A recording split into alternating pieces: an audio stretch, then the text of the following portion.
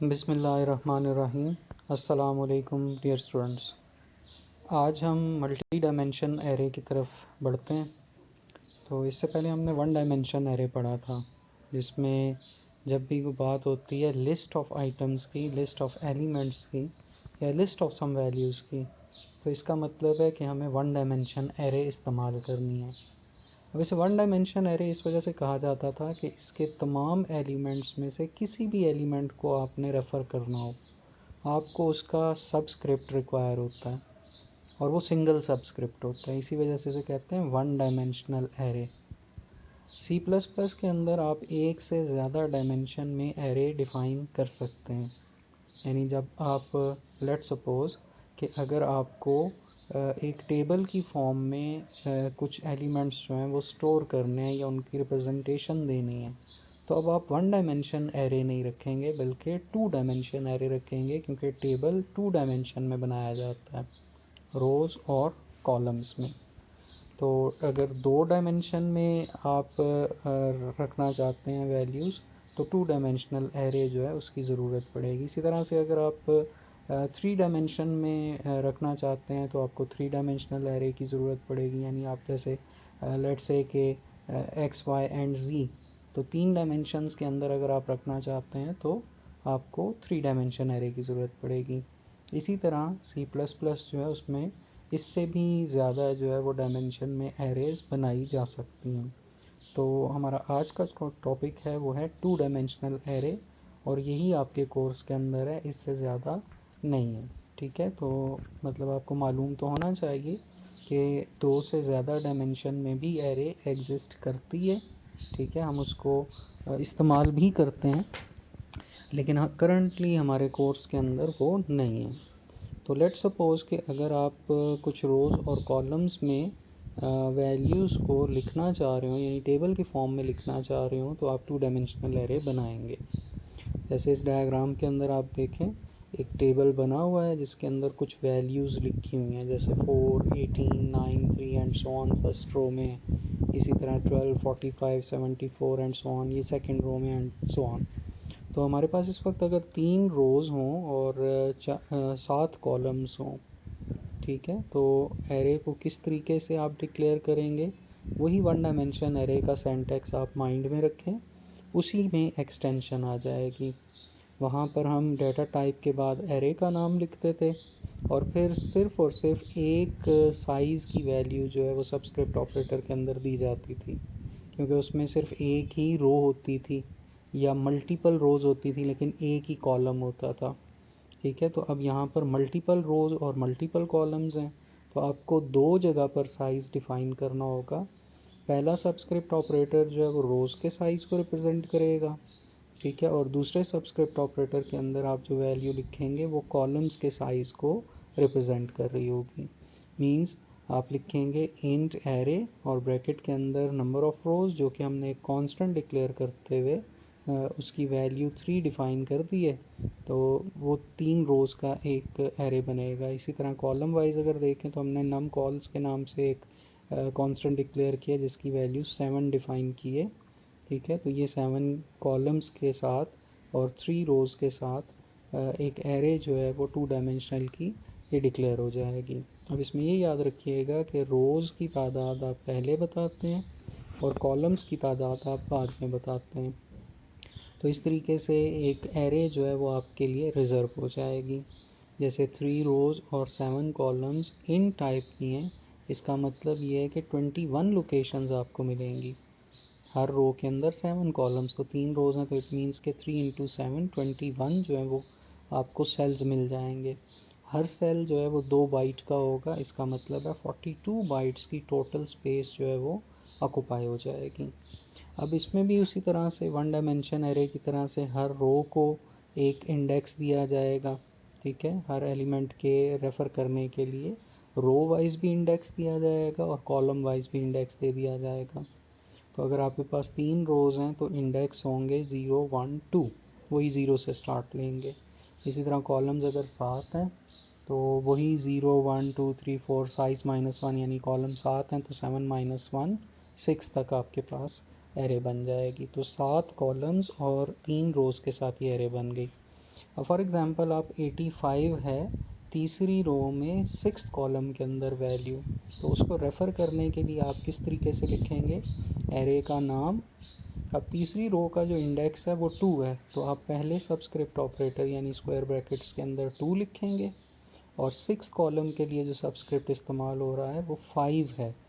ठीक है, 5 रिप्रेजेंट कर रहा है 6th कॉलम को, तो 5 आपने मेंशन कर दिया, जिसका मतलब होगा third value in 6th column.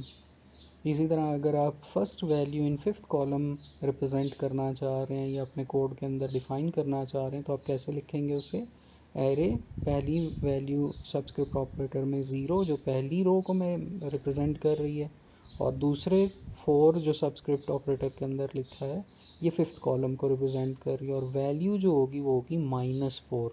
पहली रो में 5वें कॉलम के अंदर -4 वैल्यू को रेफ़र किया जा रहा होगा एरे 0 4 लिख कर। तो इस तरीके से आप 2 डायमेंशनल एरे जो है वो डिक्लेयर करेंगे और उसको रेफ़र करेंगे। इस तरीके से रोज़ और कॉलम के इंडेक्स होते हैं, हर रो का इंडेक्स 0 से शुरू होगा और 1 2 3 इसी तरह आगे चलता जाएगा।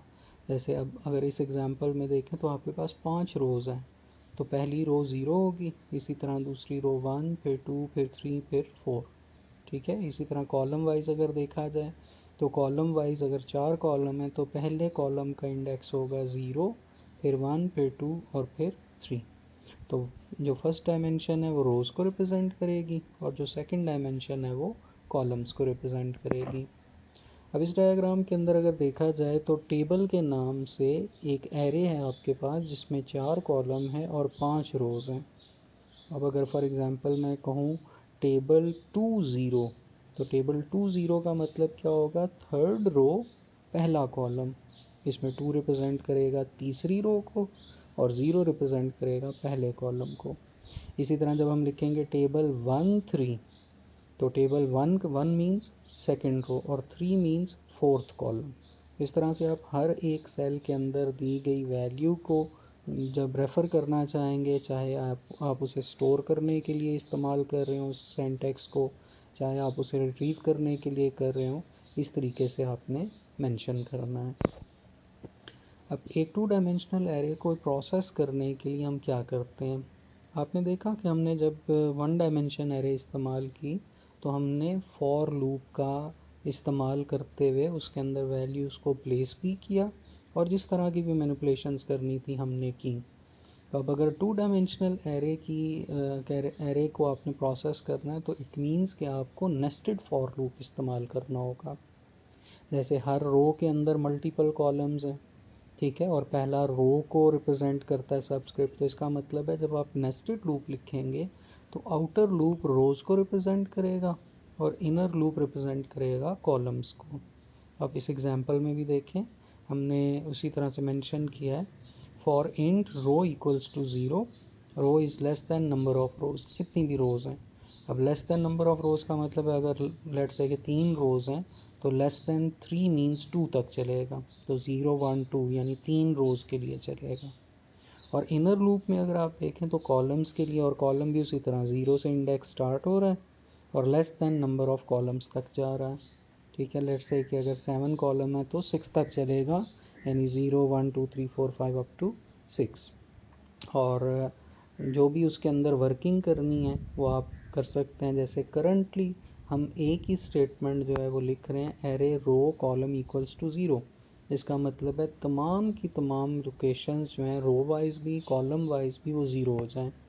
तो जब ये लूप चलेगा तो रो की पहली आइट्रेशन के लिए, यानी जब रो की वैल्यू 0 होगी तो कॉलम की वैल्यू 0 के लिए पहले ये स्टेटमेंट चलेगी, फिर 1 के लिए चलेगी, फिर 2 के लिए, फिर 3, फिर 4, फिर 5 और फिर 6 के लिए, यानी 7 टाइम ये स्टेटमेंट चलेगी रो 0 के लिए और कॉलम बदलते रहेंगे।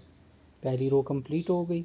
अब आउटर लूप की वैल्यू चेंज होकर रो की वैल्यू 1 हो जाएगी, यानी दूसरी रो के लिए फिर कॉलम वाइज 7 दफ़ा ये स्टेटमेंट चलेगी। फिर इसी तरह नेक्स्ट रो के लिए फिर यही रिपीट होगा।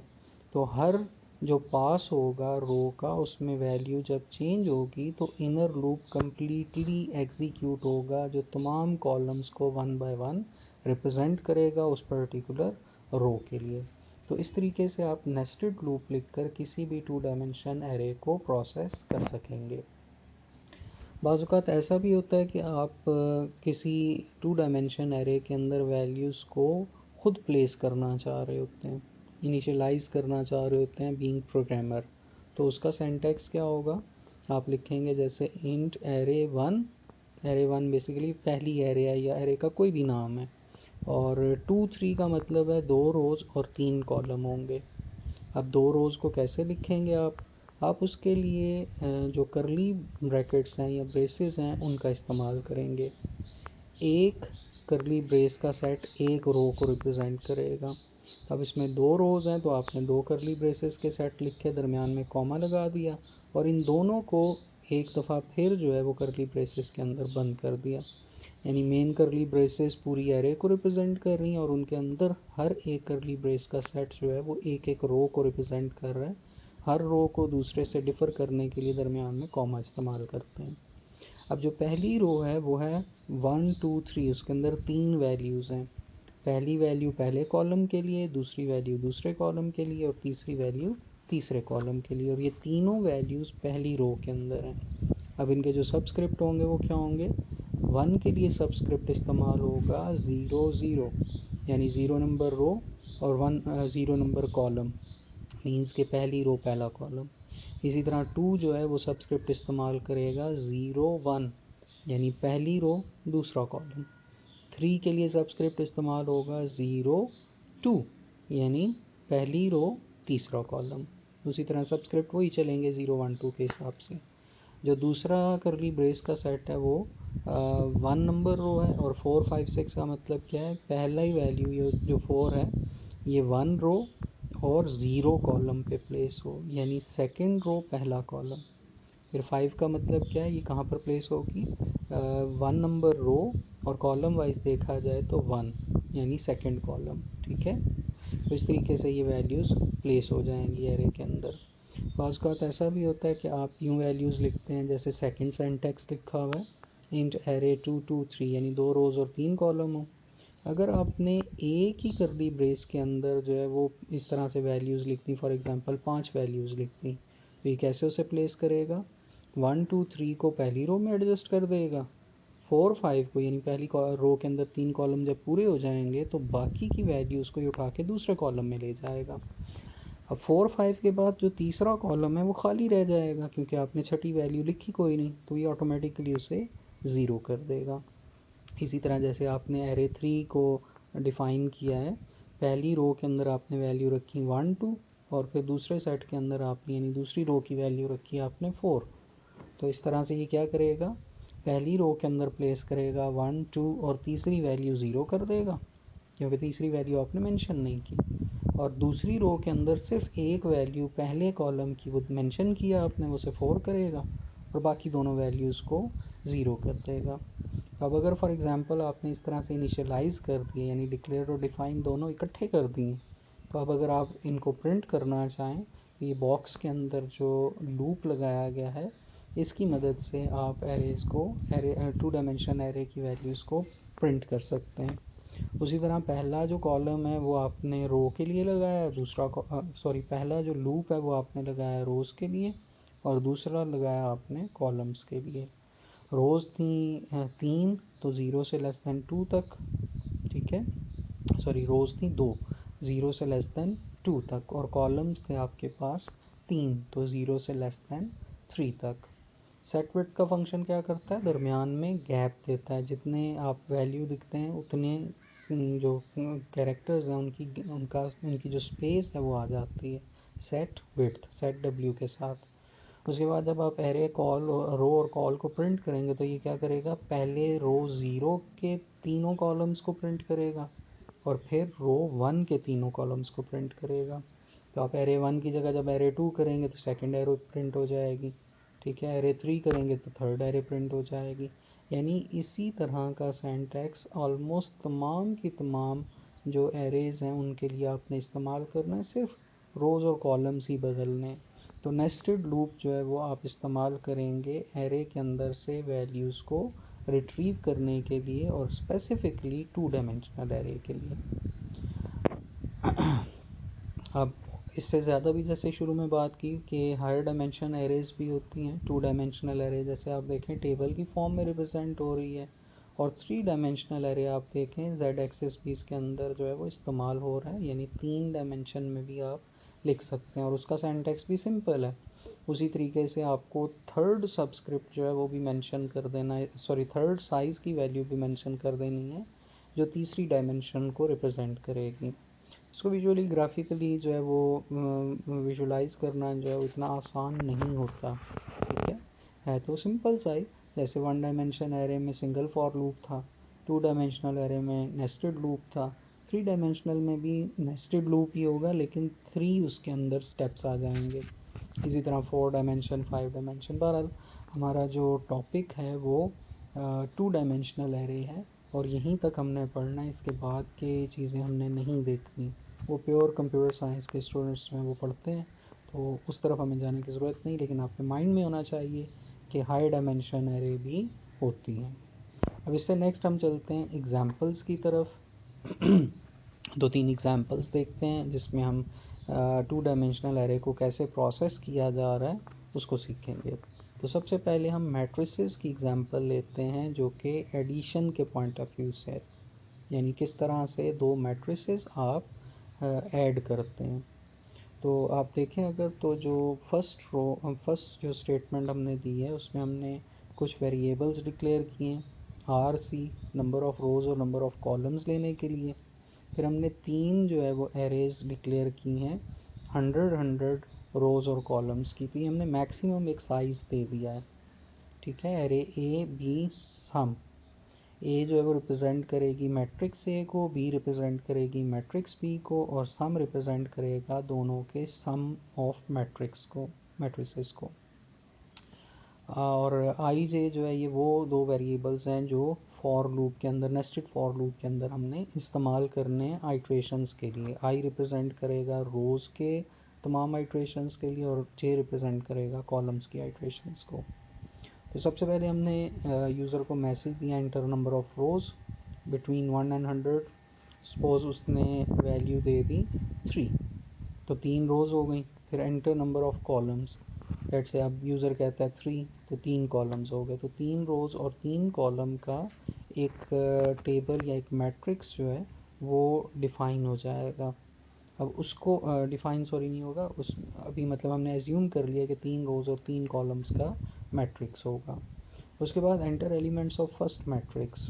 आप देखें जो नेस्टेड फॉर लूप लगा है उसके अंदर हमने सिंपल आई की वैल्यू 0 से स्टार्ट करके लेस देन आर की है, यानी लेस देन 3, तो 0 1 2 3 के लिए लूप चला। जे जो है वो भी 0 से लेस देन सी है, तो लेस देन 3 मीन 0 1 2, यानी 3 दफ़ा ये भी लूप चलेगा। तो आउटर लूप की एक आइट्रेशन के लिए इनर लूप 3 दफ़ा चला और हमने सी इन कर लिया ए आई जे को। ए आई जे का मतलब क्या है, पहली वैल्यू 0 0 पर प्लेस होगी, दूसरी वैल्यू 0 1 पर, तीसरी वैल्यू 0 2 पर। इनर लूप कंप्लीट हुआ, आउटर लूप की अगली आइट्रेशन के लिए फिर लूप चला जो जे वाला था। अब प्लेस होगा A1 0 पर, फिर A1 1 पर, फिर A1 2 पर, फिर उसी तरह आई की वैल्यू चेंज होकर अब 2 हो जाएगी, तो अब प्लेस होगा 2 0 2 1 2 2 पर। तो इस तरह से ये 9 वैल्यूज़ जो हैं वो मैट्रिक्स ए के अंदर सेव हो जाएंगी। बिल्कुल इसी तरह से हमने सेकंड मैट्रिक्स के लिए वैल्यू ली। आप अगला अगर फॉर लूप देखें, नेस्टेड फॉर लूप, तो वही लूप है, वही रोज़ वही कॉलम्स हैं, बस सिर्फ फ़र्क क्या आ गया, जो सी इन की स्टेटमेंट है उसमें हमने ए आई जे को बी आई जे कर दिया, ठीक है। तो B I J means second matrix के अंदर वैल्यूज़ प्लेस हो जाएं। अब इसके बाद चूँकि हमने इन दोनों मैट्रिक्सेस को प्लस करना है और सम के मैट्रिक्स के अंदर वैल्यू को स्टोर करना है, तो सम जो मैट्रिक्स होते हैं वो किस तरीके से होते हैं, पहली वैल्यू अगर रो वाइज और कॉलम वाइज देखा जाए तो पहली रो के पहले कॉलम की वैल्यू एक मैट्रिक्स की वो ऐड होती है पहली रो पहले कॉलम दूसरे मैट्रिक्स की वैल्यू के साथ। इसी तरह पहली रो की दूसरी वैल्यू पहली रो की दूसरी वैल्यू सेकंड मैट्रिक्स के साथ ऐड होगी, एंड सो ऑन। यानी जो रो कॉलम पहले मैट्रिक्स का होता है वही रो कॉलम दूसरे मैट्रिक्स का होता है, वो आपस में प्लस होते हैं। तो हमने नेस्टेड लूप लगाया और हमने स्टेटमेंट लिख दी sum I J equals to A I J plus B I J, यानी जो भी आई जे की वैल्यू है ए वाले मैट्रिक्स की वो प्लस हो बी वाले मैट्रिक्स के साथ, और उनका जो सम है वो स्टोर हो जाए सम आई जे वाले मैट्रिक्स के अंदर। एट द एंड हम क्या करेंगे, तमाम की तमाम वो वैल्यूज़ जो सम वाले मैट्रिक्स के अंदर थी उनको डिस्प्ले करेंगे। तो अगेन फॉर लूप लगा, नेस्टेड फॉर लूप, और अब की बार हम सी इन वगैरह करने की बजाय सी आउट करेंगे।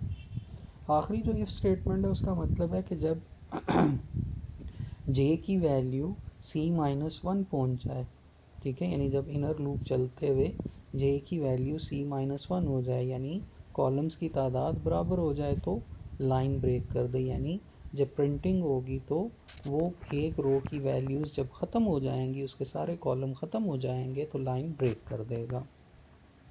अब इसी प्रोग्राम को हमने पार्ट्स में तकसीम करते हुए इसकी साथ साथ वर्किंग जो है वो एक्सप्लेन की है। जैसे देखें, लेट सपोज 3 रोज़ 3 कॉलम है, आई की वैल्यू 0 है, जे की वैल्यू 0 है, तो पहली वैल्यू जब सी इन होगी तो पहली लोकेशन के ऊपर प्लेस होगी। इसी तरह से जब आई की वैल्यू 0 और जे की वैल्यू 1 होगी तो दूसरी वैल्यू पहले रो के दूसरे कॉलम में प्लेस होगी। इसी तरह से जे की वैल्यू जब 2 होगी तो पहली रो की तीसरी वैल्यू प्लेस होगी, ठीक है, यानी तीसरे कॉलम में। तो आप देखें जब ये इनर लूप 3 दफ़ा चलेगा आई की एक वैल्यू के लिए, पहली वैल्यू के लिए, तो 3 दफ़ा एग्जीक्यूशन में पहले उसने पहले कॉलम को फिल किया, फिर दूसरे कॉलम को फिल किया, फिर तीसरे कॉलम को फिल किया। इसी तरह अब आई की वैल्यू चेंज होकर 1 हो जाएगी और जे की वैल्यू इसी तरह 0, फिर 1 और फिर 2। तो अब आप देखें तो क्या होगा, दूसरी रो की पहली वैल्यू प्लेस हुई, फिर दूसरी वैल्यू प्लेस हुई, फिर तीसरी वैल्यू प्लेस हुई, और दूसरी रो के 3 कॉलम पूरे हो गए। फिर इसी तरह से मैट्रिक्स ए की तीसरी रो के लिए चलेगा लूप आई की वैल्यू 2 के लिए। तो पहले ये आई की वैल्यू 0 के लिए 3 दफ़ा चला है, फिर आई की वैल्यू 1 के लिए 3 दफ़ा चला है, अब आई की वैल्यू 2 के लिए 3 दफ़ा चलेगा, और 3 वैल्यूज़ इसी तरीके से कॉलम वाइज 3 कॉलम्स में प्लेस हो जाएंगी। इसी तरह से जो दूसरा मैट्रिक्स है उसके लिए भी सेम यही एग्जीक्यूशन होगी। तो अब मैट्रिक्स बी के अंदर फ़र्ज़ कर लें कि ये तमाम की तमाम वैल्यूज़ रो वाइज जो हैं वो प्लेस होती चली गई हैं। उसी तरह 9 दफ़ा जब वो नेस्टेड फॉर लूप एग्जीक्यूट होगा तो आई की पहले 0 वैल्यू के लिए 3 वैल्यूज़ प्लेस करेगा पहली रो के तीनों कॉलम्स में, फिर दूसरी रो के तीनों कॉलम्स में आई की वैल्यू 1 के टाइम पे प्लेस होगा, और फिर आई की वैल्यू जब 2 होगी तो तीसरी रो के 3 कॉलम्स में, यानी जब जे 0 होगा, जे 1 होगा, जे 2 होगा, उस वक्त वैल्यूज़ ये प्लेस हो जाएंगी।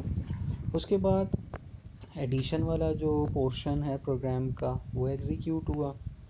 पहले मैट्रिक्स ए की पहली वैल्यू जो है, यानी पहली रो के पहले कॉलम में वैल्यू जो है, और इसी तरह मैट्रिक्स बी के पहले रो की पहले कॉलम में जो वैल्यू है, ये दोनों प्लस होकर सम वाले मैट्रिक्स के अंदर आकर स्टोर हो जाएंगी। यानी जब आई 0 होगा और जे 0 होगा, इसी तरह जब आई 0 होगा लेकिन अब जे 1 हो जाएगा, इनर लूप नेक्स्ट आइट्रेशन पे जाएगा, तो दूसरे कॉलम की वैल्यू आ गई ए में भी बी में भी, और इन दोनों का जो सम है वो सम मैट्रिक्स के अंदर आ जाएगा। इसी तरह पहली रो के तीसरे कॉलम के लिए भी इसी तरीके से सम हो जाएगा। अब पहली रो कंप्लीट हो गई, यानी आई की वैल्यू 0 के लिए जे वाला लूप जो है वो 3 दफ़ा एग्जीक्यूट हो चुका हुआ है। अब हम क्या करेंगे, जब नेक्स्ट आइट्रेशन चलेगी तो वो चलेगी 1 के लिए, आई की वैल्यू 1 के लिए, और उसी तरह जे 0 1 2 होगा, यानी दूसरी रो की तमाम वैल्यूज़ ए की और बी की आपस में प्लस होकर सम में स्टोर हो जाएंगी। इसी तरह से आखिरी रो। उसके बाद जो एडिशन है उसका हमने जो सम है स्क्रीन के ऊपर डिस्प्ले करना है, तो वही नेस्टेड लूप लगाया, और जब हम डिस्प्ले करेंगे तो वो रो वाइज इस तरह से प्लस जो है सम का मैट्रिक्स जो सम हुआ है, ठीक है, उनको स्क्रीन के ऊपर डिस्प्ले करता चला जाएगा। पहले आई की 0 वैल्यू के लिए 3 वैल्यूज़ प्लेस करेगा स्क्रीन के ऊपर, फिर 1 के लिए, और फिर 2 के लिए, तो रो वाइज इस तरीके से प्लेस करता चला जाएगा और at the end sum matrix आपको स्क्रीन पे यूँ दिखाई देगा। तो ये मैट्रिक्स ए और मैट्रिक्स बी की वैल्यूज़ लेकर सम में प्लेस कर रहा है और फिर उसको सम को स्क्रीन के ऊपर डिस्प्ले कर रहा है। इसी तरीके से हमारी जो नेक्स्ट एग्जांपल है वो है प्रोडक्ट ऑफ मैट्रिसेस की। ये प्रोडक्ट ऑफ मैट्रिसेस का प्रोग्राम है, ठीक है। इसी को हम पोर्शंस में तकसीम करते हुए साथ साथ समझते हैं कि कैसे ये वर्किंग कर रहा है। तो लेट सपोज के हमने मैक्सिमम 10 की जो है 10 रोज 10 कॉलम की 3 एरेज दी हैं, एक ए, एक बी और एक मल्टीप्लाई। R1 C1 पहली रोज़ पहले मैट्रिक्स के रोज़ और कॉलम्स की तादाद के लिए और दूसरी रो के रोज़ और कॉलम्स की तादाद के लिए R2 C2 ये दो वेरिएबल्स। आई जे के ये नेस्टेड लूप चलाने के लिए हमने वेरिएबल्स लिए। तो सबसे पहले हमने पहले मैट्रिक्स के रोज़ और कॉलम की तादाद यूज़र से पूछी। सपोज यूज़र ने कहा 3 रोज़ 3 कॉलम, तो R1 की वैल्यू 3 हो जाएगी, C1 की वैल्यू 3 हो जाएगी। फिर इसी तरह enter rows and column for second matrix, R2 और C2 की वैल्यू ले ली। अब आपको मालूम है कि अगर पहले मैट्रिक्स के कॉलम की तादाद इक्वल ना हो सेकंड मैट्रिक्स की रोज से, ठीक है, सेकंड मैट्रिक्स की रो के साथ अगर पहले मैट्रिक्स के कॉलम की तादाद बराबर ना हो तो इट मीन्स के मैट्रिक्स मल्टीप्लाई नहीं होते।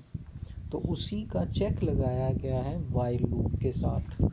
और वाइल में आप देखें तो जो कंडीशन मेंशन है वो यही है कि अगर कॉलम 1 की वैल्यू यानी पहले मैट्रिक्स के कॉलम की तादाद अगर वो बराबर नहीं होगी R2 के साथ यानी सेकंड मैट्रिक्स के रोज़ की तादाद से, तो उस वक्त तक ये बार बार पूछता रहेगा कि पहले मैट्रिक्स की रोज़ और कॉलम की तादाद बताओ और दूसरे मैट्रिक्स के रोज़ और कॉलम की तादाद बताओ। यानी जिस वक्त आप पहले मैट्रिक्स के कॉलम की तादाद और दूसरे मैट्रिक्स की रोज़ की तादाद बराबर बता देंगे तो ये यहाँ से एग्ज़िट होकर अगले लूप पे जाएगा और नेस्टेड लूप एग्जीक्यूट होगा मैट्रिक्स ए के अंदर वैल्यूज़ को स्टोर करने के लिए। जैसे आप इसमें भी देखें R1 C1 ये 3 वैल्यू हमने बताई, R2 और C2 भी वैल्यू हमने 3 बताई है। तो 3 रोज़ 3 कॉलम का एक मैट्रिक्स जो है वो बन गया आपके पास A और एक बन गया B। और इस नेस्टेड लूप के साथ आपने वैल्यूज़ जो प्लेस की हैं वो इस मैट्रिक्स A के अंदर आपने प्लेस कर ली हैं। तो लेट्स से कि 1 3 5 7 9 11 13 15 17 ये 3 रोज़ और 3 कॉलम्स के लिए आपने वैल्यूज़ प्लेस कर दी।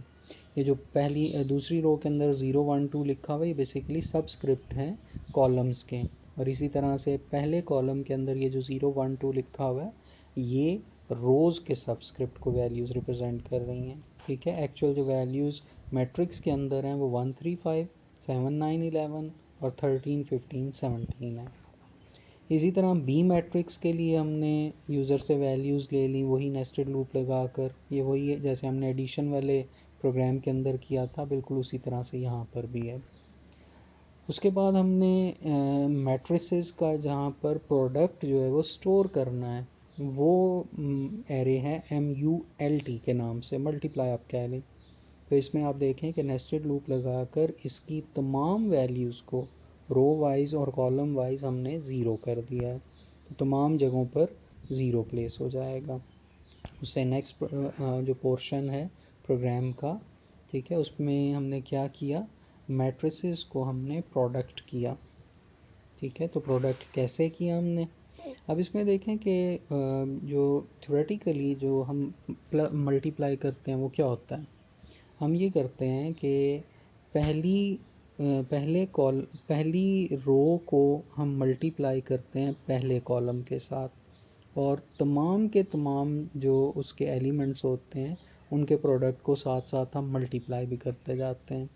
जैसे हम पहली वैल्यू जो पहले कॉलम के अंदर पड़ी है उसे मल्टीप्लाई करेंगे पहली वैल्यू जो पहले रो के अंदर पहली वैल्यू पहली रो की पहले मैट्रिक्स की वो मल्टीप्लाई होगी पहली रो पहले कॉलम की वैल्यू के साथ और फिर वो प्लस हो जाएगी पहली रो के दूसरे वैल्यू की और दूसरे वैल्यू पहले कॉलम की दूसरे मैट्रिक्स के, इन दोनों के प्रोडक्ट के साथ, और फिर इन दोनों का जो सम है, ठीक है, वो प्लस होगा product of third element of first row and third element of first column of second matrix. इसी तरीके से ये आगे बढ़ता जाएगा। तो हमारे पास ये काम पूरा करने के लिए हमने क्या किया, हमने नेस्टेड लूप लगाया, लेकिन 3 लेवल्स पे। पहला जो लूप है वो रोज़ के लिए, यानी उसमें ये चेक लगा है कि रोज़ कब कंप्लीट होंगी, ठीक है। तो 0 से स्टार्ट करके लेस देन R1 तक, यानी पहले मैट्रिसेस की जब रोज़ कंप्लीट हो जाएंगी तो हमारा ये प्रोसेस कंप्लीट हो जाएगा। अब पहली मैट्रिक्स की रोज़ मल्टीप्लाई होती हैं दूसरे मैट्रिक्स के कॉलम के साथ। तो जो दूसरा लूप है वो 0 से स्टार्ट करके C2 तक चलेगा, यानी दूसरे मैट्रिक्स के कॉलम्स की तादाद तक। और फिर हर एक के अंदर हमने क्या करना है कि जितने कॉलम 1 हैं, ठीक है, पहले मैट्रिक्स के जितने कॉलम्स हैं उतनी दफ़ा हमने क्या करना है, हमने मल्टीप्लाई भी करना है और फिर उन वैल्यूज़ को रो वाइज प्लस भी करते चले जाना है। तो उसके लिए जो हमने स्टेटमेंट दी वो दी हमने multiply I J plus equals two, यानी हर दफ़ा जो वैल्यू बनेगी वो अगली वैल्यू के साथ प्लस होगी, और किसके साथ, ए आई के और बी के जे के साथ। तो अब अगर इसको हम प्रोसेस करें तो पहली वैल्यू होगी आई की 0, जे की 0 और के की 0, ठीक है। तो ये मैट्रिक्स ए है 1 3 5, फिर 7 9 11 और 13 15 17।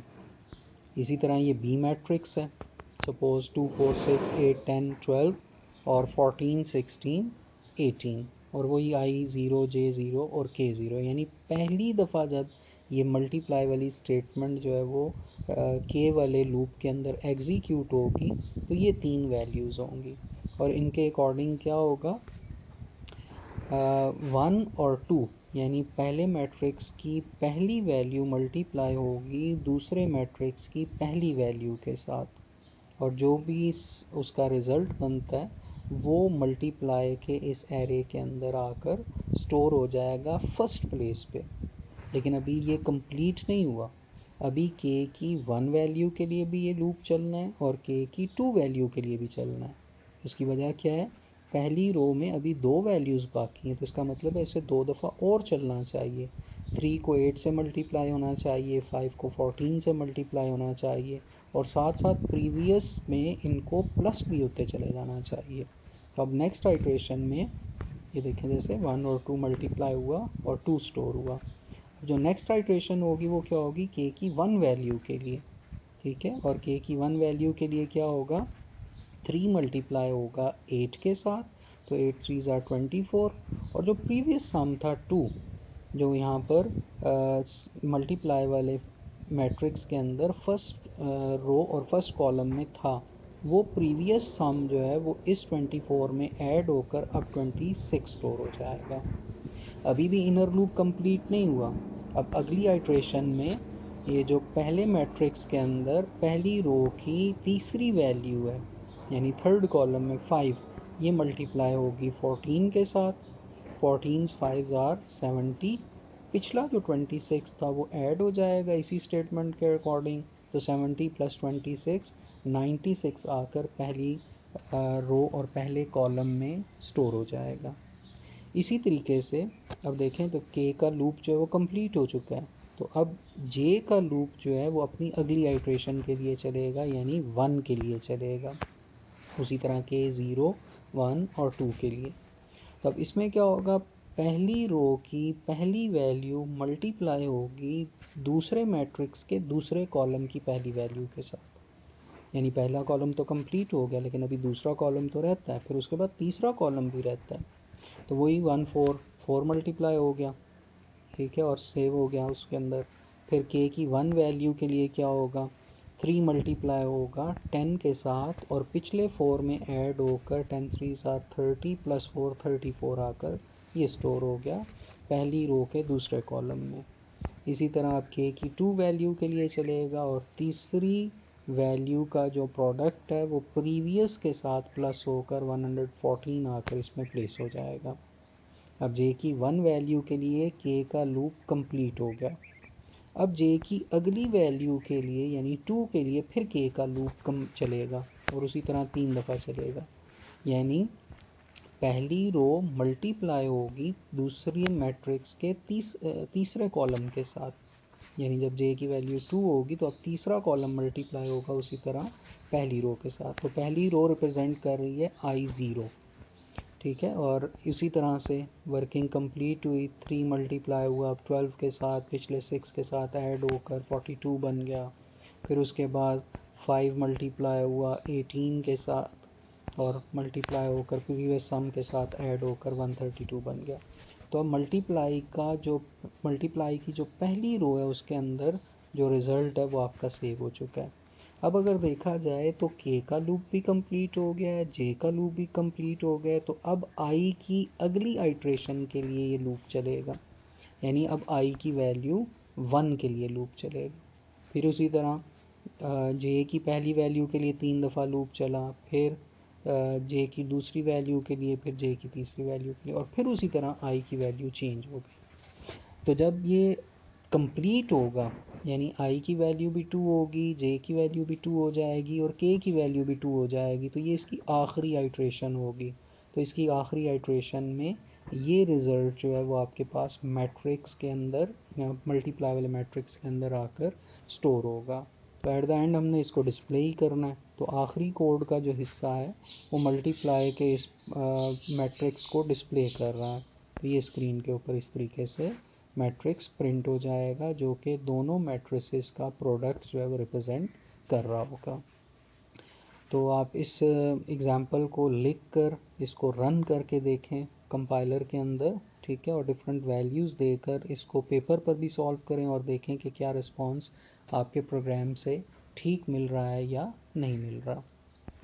इसके बाद हमारी जो आखिरी एग्ज़ाम्पल है इस लेक्चर की वो है ट्रांसपोज ऑफ मैट्रिक्स, ठीक है। तो ये ट्रांसपोज ऑफ मैट्रिक्स के प्रोग्राम का पहला हिस्सा जिसमें हमने रोज़ और कॉलम्स यूज़र से पूछे और फिर उन रोज़ और कॉलम्स के हिसाब से वैल्यूज़ ए मैट्रिक्स के अंदर स्टोर कर ली, ठीक है। उसके बाद हमने उनको स्क्रीन के ऊपर डिस्प्ले कर दिया। यहाँ तक का जो कोड है वो तो इंतहाई आसान हो गया अब आपके लिए। एडिशन में और मल्टीप्लिकेशन वाले एग्ज़ाम्पल के अंदर आपने इसे कई दफ़ा परफॉर्म किया है। अब हमने इसका ट्रांसपोज लेना है। तो ट्रांसपोज लेने के लिए ये कोड, और ट्रांसपोज होता क्या है, जो मैट्रिक्स होता है गिवन मैट्रिक्स उसके रोज़ को कॉलम से आप बदल देते हैं, कॉलम को रोज़ से बदल देते हैं, ठीक है। तो उसके लिए जो स्टेटमेंट हमने लिखी वो यही लिखी, लूप तो वही नेस्टेड लगेगा, जितनी रोज़ हैं जितने कॉलम्स हैं उसके लिए। आई रोज़ को रिप्रेजेंट कर रहा है और जे कॉलम्स को। तो हमने कहा कि ट्रांसपोज जे आई में स्टोर करे ए आई जे को, यानी ए 0 0 यानी रो की वैल्यू 0 और कॉलम की वैल्यू जब 0 है तो ट्रांसपोज के 0 0 पर उसे प्लेस कर दें। इसी तरह ए 1 0 जब होगा, ठीक है, यानी पहली सेकंड रो और पहला कॉलम, तो वो उसे 0 1 पे प्लेस करेगा, ठीक है। यानी रो की वैल्यू जे में प्लेस कर दे और जे वाली वैल्यू रो में प्लेस कर दे, मीन्स आई में प्लेस कर दे। तो ये जैसे आप देखें जब i की वैल्यू 0 होगी, j की वैल्यू 0 होगी, तो 1 कहाँ पर प्लेस होगा, 0 0 पर, यानी उसी जगह पर ही रहेगा। फिर जब j की वैल्यू 1 हो जाएगी, i तो अभी चेंज नहीं होगा, इनर लूप में चल रहा है ना, तो j की वैल्यू जब 1 होगी तो इट मीन्स कि ये 2 है, ये 2 कहाँ पर प्लेस हो जाएगा, 1 0 पर, यानी 0 1 वाली वैल्यू 1 0 पर प्लेस हो जाएगी। फिर उसी तरह 0 2 वाली value, 0 means row, 2 means column, तो जे की वैल्यू 2 के लिए क्या हो गया, 0 2 वाली वैल्यू 2 0 पर प्लेस हो गई। एंड 2 0 का मतलब क्या है, तीसरी रो के पहले कॉलम में। तो आप देखें कि पहली रो पहले कॉलम की तरह से ये डिस्प्ले हो गई, पहली रो कॉलम बन चुकी है। अब ये एक दफ़ा लूप चला, अब दोबारा जब ये लूप चलेगा यानी आई की 1 वैल्यू के लिए, ठीक है, जे वाला लूप 3 दफ़ा फिर चलेगा, तो दूसरी रो की तीनों वैल्यूज़ 1 बाय 1 इस तरह से दूसरे कॉलम में आ जाएंगे। फिर उसी तरह से आउटर लूप की अगली आइट्रेशन के लिए, ठीक है, यानी आई की वैल्यू 2 के लिए जे वाला लूप फिर 3 दफ़ा चला, तो 2 0 वाली वैल्यू 0 2 पर प्लेस हो गई, 2 1 वाली वैल्यू 1 2 पर प्लेस हो गई और 2 2 वाली वैल्यू 2 2 पर ही रही। मीन्स तीसरी रो जो है वो तीसरा कॉलम बन गई। अब ये जी, तो एट द एंड जो है वो ट्रांसपोज को आपने स्क्रीन पर डिस्प्ले करना है। तो उसी तरह से जैसे हम ये लूप लगाते रहे, नेस्टेड लूप लगा कर आपने ट्रांसपोज मैट्रिक्स को जब डिस्प्ले किया तो जो गिवन मैट्रिक्स था ए, उसकी तमाम रोज़ कॉलम बनकर स्क्रीन के ऊपर डिस्प्ले हो गई। तो ये चंद एग्जांपल्स थी और 2 डायमेंशनल एरे का टॉपिक था। उम्मीद है कि आपको काफ़ी बेहतर समझ आ गया होगा। तो इसकी प्रैक्टिस करें और फिर और कोशिश करें कि ये प्रैक्टिस जो है वो आपकी ज़ुबानी हो, ठीक है, यानी देख कर कोड ना रन करना हो बल्कि आप उसे ज़ुबानी करने की कोशिश करें। दैट्स इट, बाकी इंशाल्लाह फिर अगली वीडियोस के अंदर देखेंगे।